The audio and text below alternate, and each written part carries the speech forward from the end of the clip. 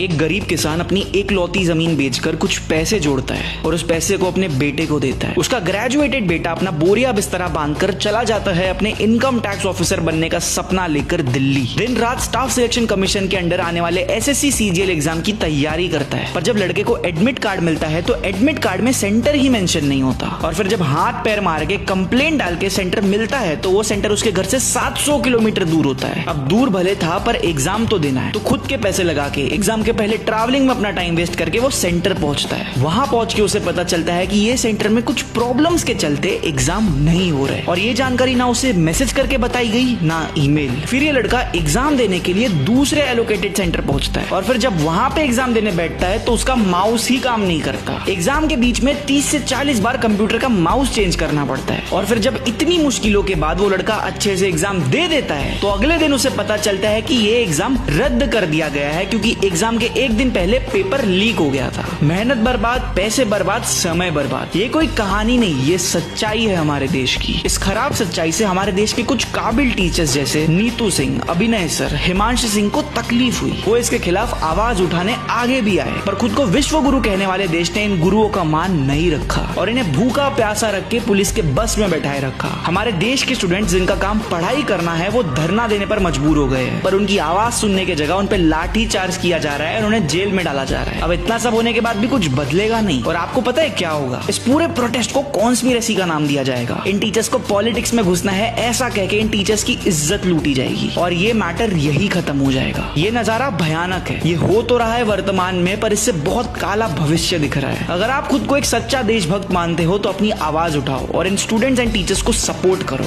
#Justice for SSC Student इसे अपनी आवाज बनाओ और फॉलो कर दो इंडियन